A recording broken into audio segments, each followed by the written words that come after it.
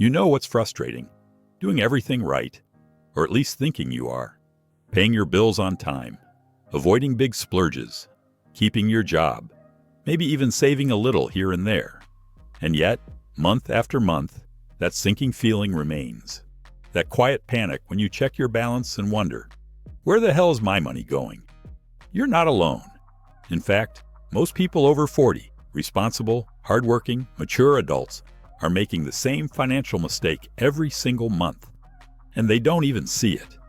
And it's not because you're lazy. It's not about intelligence either. It's because life after 40 gets crowded.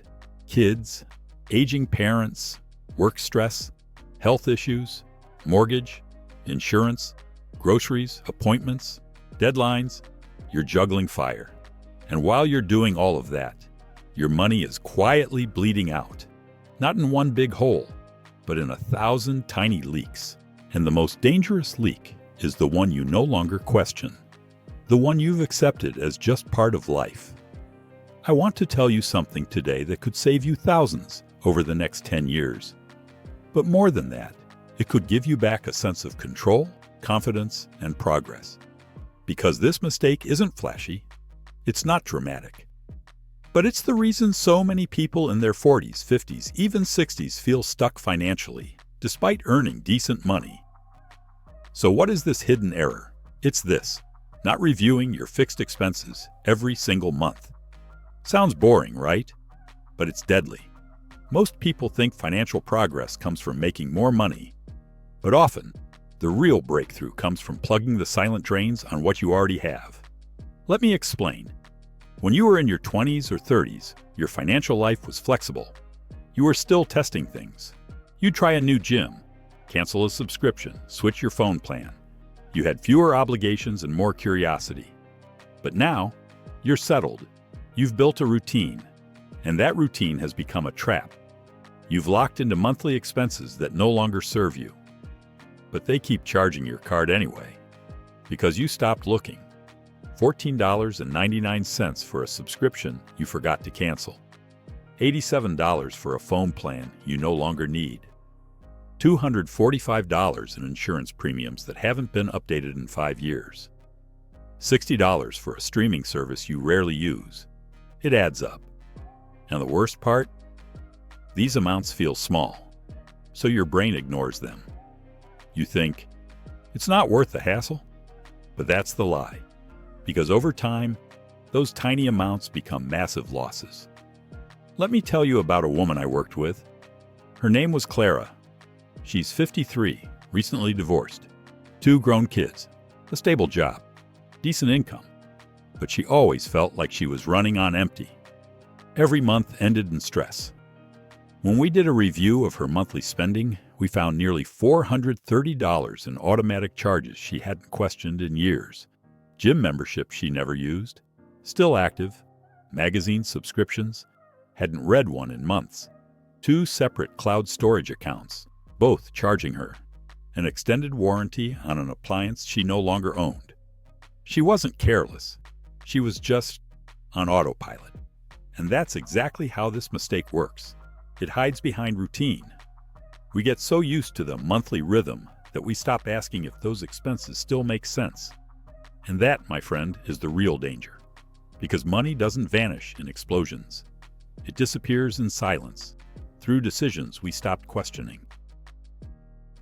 Now here's the hard truth. If you're over 40 and you haven't reviewed your fixed expenses in the last 30 days, you are almost certainly wasting money. And not just wasting, you're weakening your financial future. You're reducing your ability to save, invest, or even breathe financially. You're increasing your dependence on credit cards when life throws a curveball. All because of things you're paying for and no longer using. And it's not just about subscriptions or bills. It's the emotional comfort of avoiding the discomfort.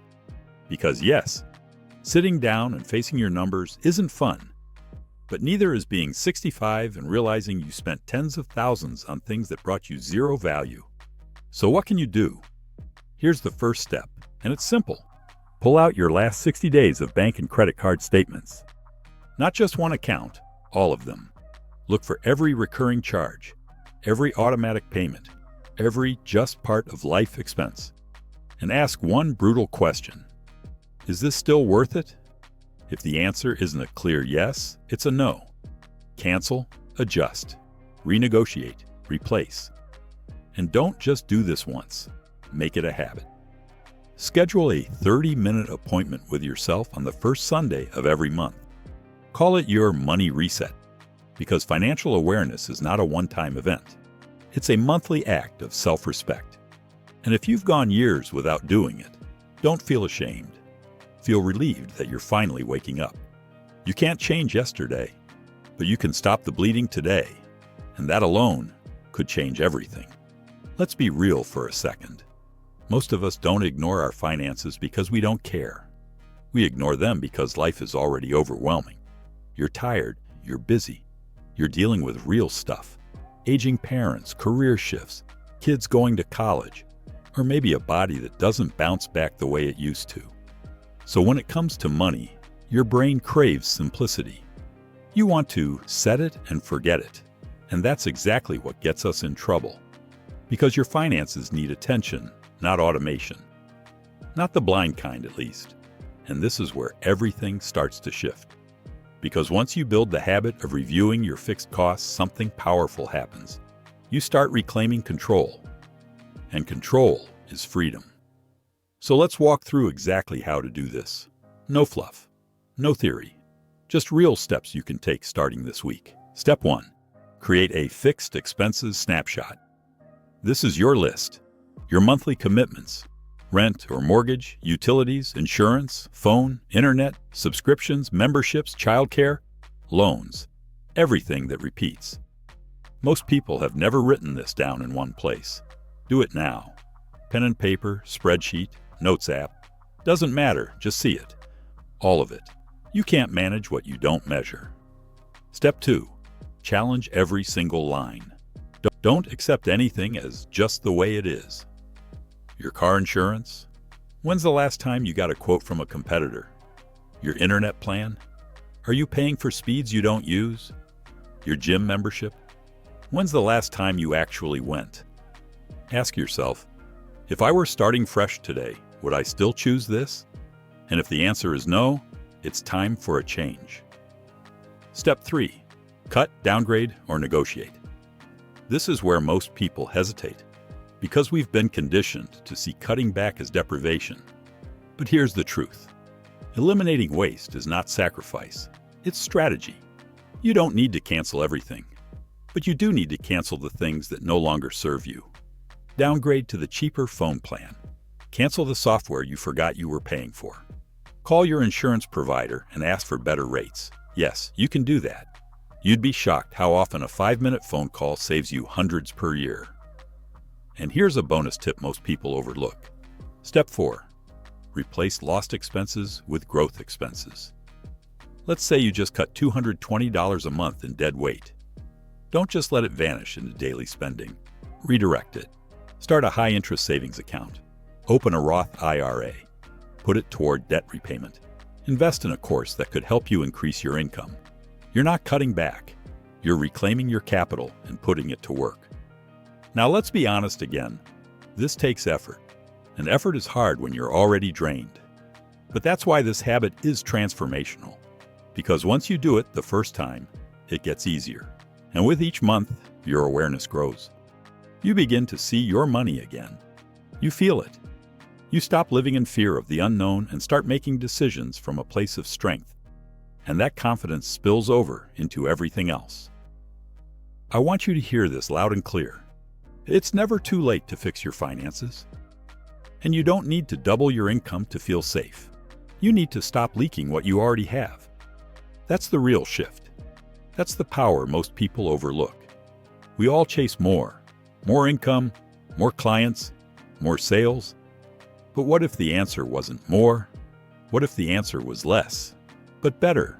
Less waste, less distraction, less guilt, and better alignment, better awareness, better results.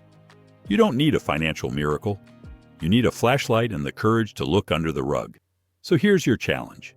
This week, not someday, not next month, do your financial reset.